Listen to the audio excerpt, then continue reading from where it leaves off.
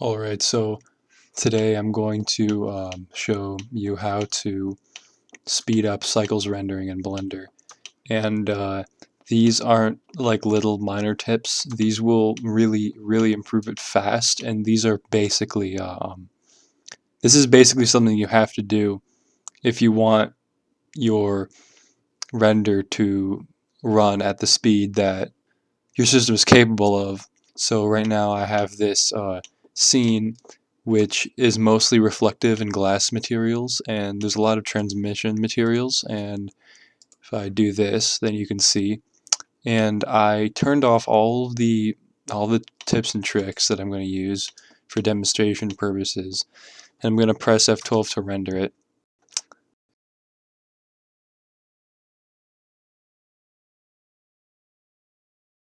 And if we look at what it looks like with the default amount of samples, 128, then this happens.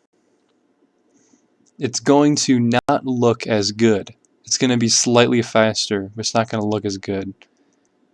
And you can see there's a lot of noise and some fireflies going on. And it's still just absolutely crawling along, but there is a definite way to make this faster. So the first thing is go into Edit and Preferences, and then go into System. And then if you have a graphics card, then you're going to want to choose one of these options that lists your graphics card right here.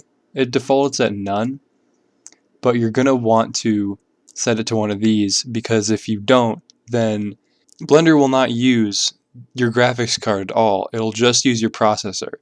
And so you're leaving so much out that Blender could be utilizing to speed this render up way faster.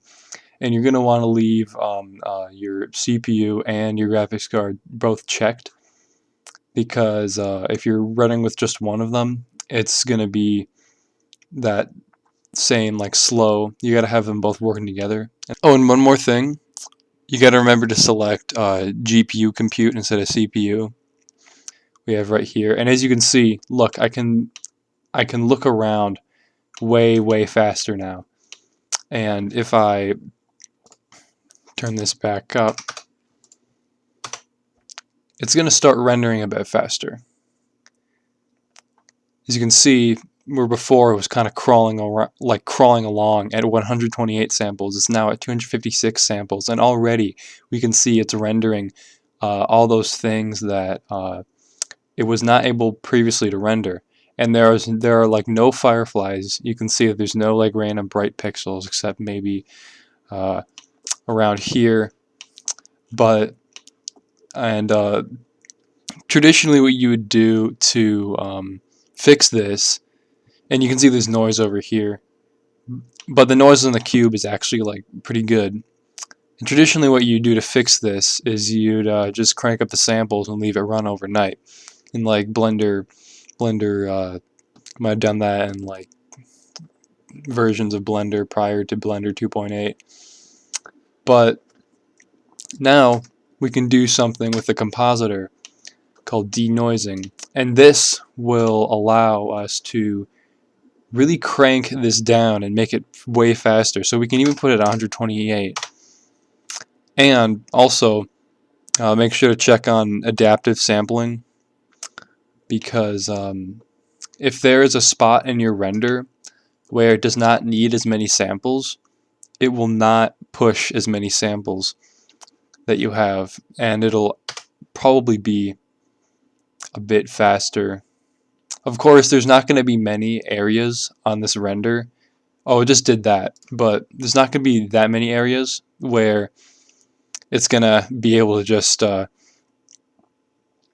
a couple samples and it'll look perfect, but because there's all this stuff. But up here, up there, it definitely did it. You can see it whizzed past that area. If we didn't have adaptive sampling on, it would have taken a long time to go through that.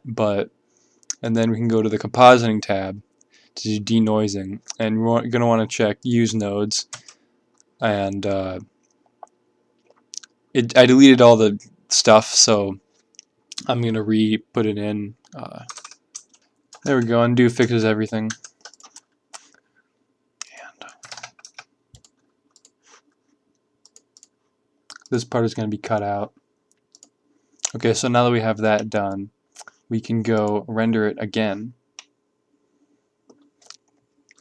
And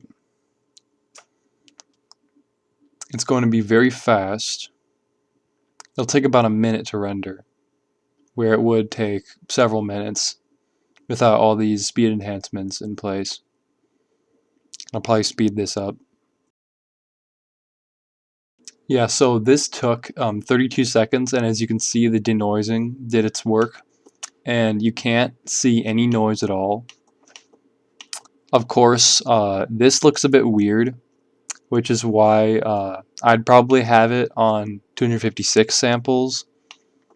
But again, this is very useful for things like animation, because if you're going to be rendering like hundreds and hundreds of frames, you're not going to want each of them to take 7 minutes if it's just like something like this. So if you have denoising on in animation, especially with motion blur, stuff like this where it gets all lumpy and stuff, it's a lot less noticeable. And it's even not very noticeable uh, when you're looking at it like this. It's only if you kind of look at it, kind of tell that it's been denoised. But also another thing, this really won't like speed up renders that much. It's less of like speeding up renders and more of a kind of setting up a scene. But it does make things a bit faster sometimes. Depth of field. If you turn on depth of field, and you can select an object to focus on, so I can select this cube right here, and f-stop is kind of like how intense the effect is. Like the less it is, the more intense it is. So I'm going to put that down on 0.2 where I had it. And it kind of focuses on an object and blurs out everything else. So you don't have to pay as much attention to the background. You can probably put less detail in there because it will be blurred. And it'll look more realistic because this is what actual cameras do when they focus on something. And yeah, that's basically it. I think there might be one more thing though. Oh yeah, and if we 256 samples and render this, this is going to take about a minute. I've actually tried this. And it's still moving pretty fast compared to what it was like before. And as you can see with these rings right here, there's a lot more detail that it's putting in there. So the denoiser is going to have a better time. But there's also another way to speed up renders. You can switch from cycles to EV.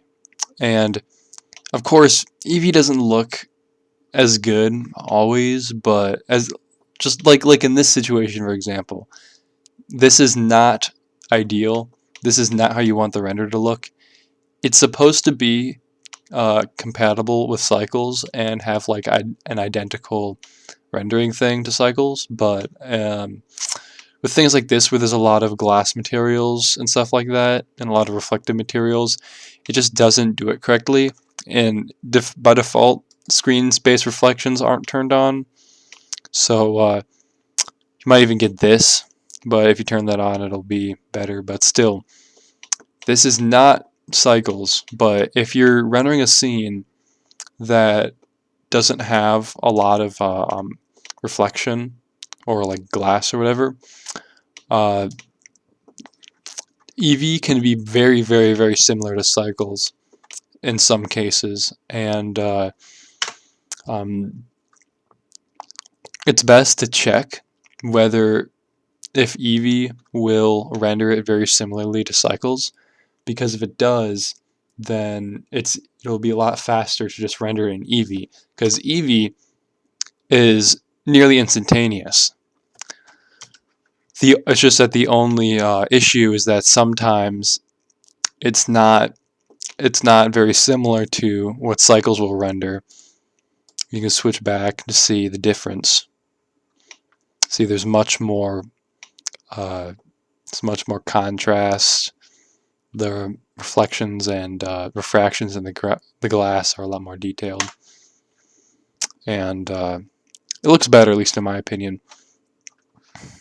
You might even want this just for an aesthetic from an aesthetic point of view, but in all honesty, I think that Cycles is more realistic most of the time.